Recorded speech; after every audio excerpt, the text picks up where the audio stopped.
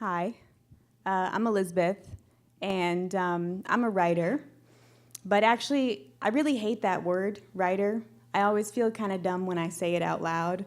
Kind of sounds like I'm trying to be something I'm not. It's pretty impersonal, you know? So I'll put this in different words, and I'll say that I am the sort of person who, since the age of, say, 7 or 8, has been sitting down in front of paper and picking up a pen or a crayon just to see what would happen. I've been doing that since I was a kid. And sometimes it's like an angry, raging journal entry, and sometimes it's just my name over and over again. But usually it's a short story. Usually I write short stories, not usually poetry, until very recently, maybe just about 2 months ago. And there's a reason for that. Actually, for most of my life, I've been obsessed with finding an answer to the following question: what makes something a poem? How do I know that it's a poem? And this is kind of a tough question to answer, because you look at some poetry these days and it looks like basically a grocery list. And, you know, it's called a poem, and I fully support that because I think my grocery lists are beautiful and I think they're poetic. But how do I explain that? You know, when is it a grocery list and when is it a poem? And you can ask people who are, you know, qualified, well-educated people, you can ask them this question and they will tell you things like, well, poems have metering sometimes, or they rhyme sometimes, but then sometimes they don't. So those are really like not very helpful answers to me. And I'm 32 years old. I've been trying to figure this out for most of my life, so obviously it's like a really good answer that I'm after. And I just found it a couple months ago, so I'm going to tell the story of how I found that answer.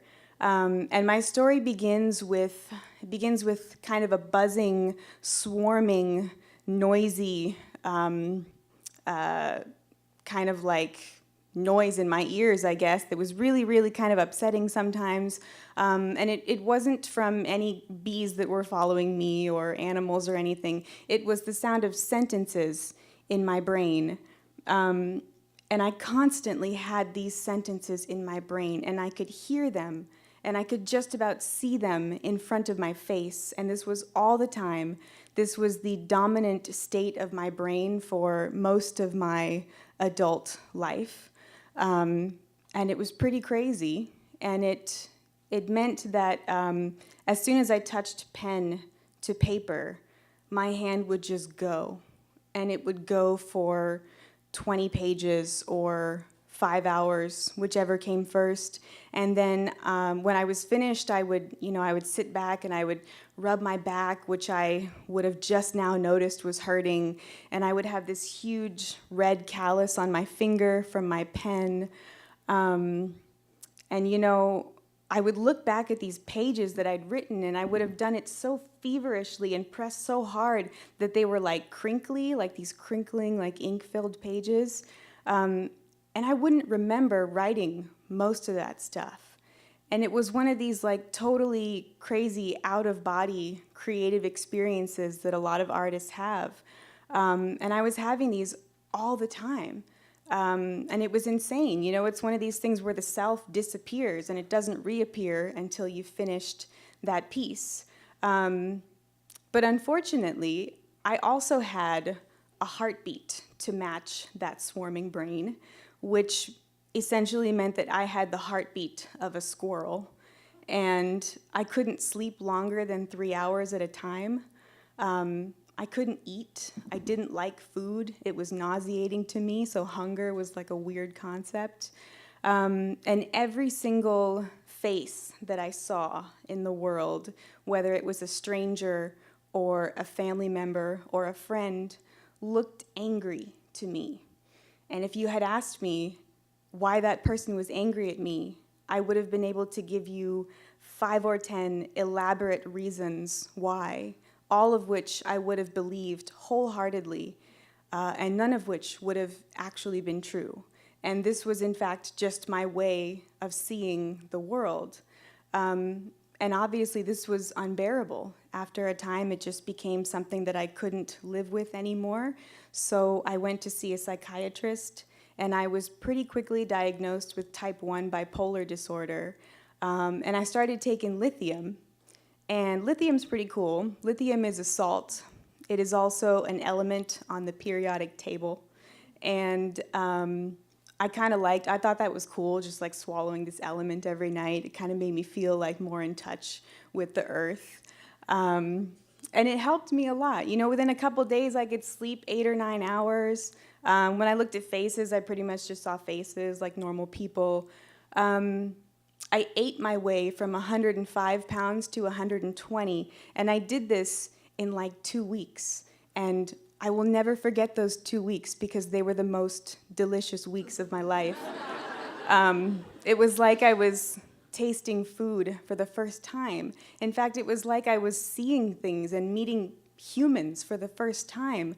And in fact, what was happening was that I was coming outside of my head for the first time. And so, of course, true to form, I sat down in front of paper, picked up a pen, and I waited for my sentences, and there were none. My mind was empty. It was quiet.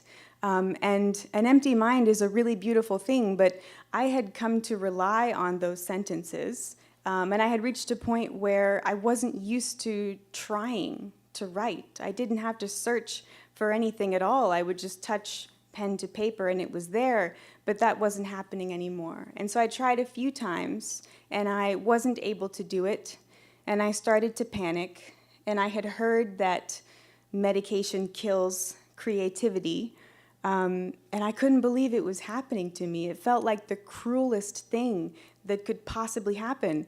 I kept thinking of that REM song, Losing My Religion. I felt like I knew what that meant now, losing my religion, you know? Like it means I used to have faith in something, but I don't have it anymore because I'm living in a world that's telling me that to be happy and healthy, I have to hand in the one thing that makes me feel like a human. So I had just totally lost faith in whatever there was to have faith in. But actually, it turns out I was being a little bit overdramatic, as usual. I actually never lose faith in pen and paper. I always come back to pen and paper, even if I don't really know what's going to happen with it. So I did this again. Maybe, a month or two later, I came back to the page, and I said, okay, I'm going to write a story. I don't care how hard this is, how long it takes. I don't care if it's shit. If I write a shitty story, then I'll just be a shitty writer, but at least I'll be a writer, and I'm cool with that. So I came armed with an idea. I decided that I was going to write about Niagara Falls, because I had recently taken a trip to Niagara Falls, and there was a sentence that struck me while I was there. And this was very striking because my brain was usually empty at this point. So I figured I've got to do something with this sentence. And the sentence was, "No one looked at the American Falls." And I wrote that down. And I looked at it and I said, good, that looks great. That's exactly why I'm writing this story. Because when I got to Niagara Falls, I couldn't believe that there was no one looking at the American Falls. Not one single person had their elbows hung over the railings looking at the American Falls. So how crazy, beautiful, horrifying, fantastic does the thing over there have to be for no one to be looking at this huge waterfall? I thought that was totally nuts. So I wanted to write about it. And I kept going, and I said, because I'm so dramatic, I said, but the Horseshoe Falls were thunderous, steaming death. And then I went on and I talked about the sort of sweet nausea that I felt looking at something that was so beautiful, that was terrifying people to the point where they couldn't look away from it. And I wrote about how that reminded me of the car accident I'd seen on the freeway in California once. And it was early in the morning, and it had just happened when I drove past it, and I couldn't stop looking at the pink of the sunrise reflected in the oily pools of blood on the asphalt. And that pink reminded me of the greasy pink fur around a polar bear's mouth who's just had a meal, which reminded me of the time I learned that polar bears are some of the only bears who will actually stalk a human and then eat them. And I became obsessed with that fact because it creeped me out so bad I couldn't stop Googling it. But no one looked at the American Falls. No one cared. And after that, I unclicked my pen and I put it down and I said, okay, I feel done. That's pretty dark. It's pretty twisted. And I fucking love it. That's exactly what I wanted to say. That's exactly what I wanted to say about Niagara Falls in exactly the way that I wanted to say it. And I had this overwhelming feeling of love for this half a page that I had just made. But there was part of me that still was saying I was a failure because it wasn't a story. You know, where was my 20-page beast that I was so used to putting out there? I just couldn't do it anymore. It just wasn't happening. But I didn't give up. I said, okay, I'm gonna go to Starbucks. I'm gonna get a coffee. Then I'm gonna come back and I'm gonna flesh this thing out and turn this into a story. So I go to Starbucks and I'm at Starbucks and I run into one of my new friends, one of the many new friends I have now that I am totally cool with human faces. And this friend is a sculptor. And he was telling me about the piece that he's working on right now. It's in the middle of his apartment, and it's made out of wood and crumbled up paper, and it's kind of crushed and rubber banded together, and it's packed so tight that he's painted over it, and then he sliced off parts of it, and then painted over it again and sliced off parts of it. And he's been painting and slicing for 6 or 7 years now. And he said to me, you know, it's just a thing. It's not really supposed to look like anything. It's just a thing. And I'll never forget those words. And I came back to my apartment and I looked at my creepy Niagara Falls lines and I put my finger on them and I said, a poem is a thing. It's not really supposed to look like anything. It's just a thing. And that's where I got my answer from. A poem is a poem because I made it so, not because it measures up to any kind of external rules or because some editor of a literary magazine said yes to it. A poem is a poem because I made it a poem.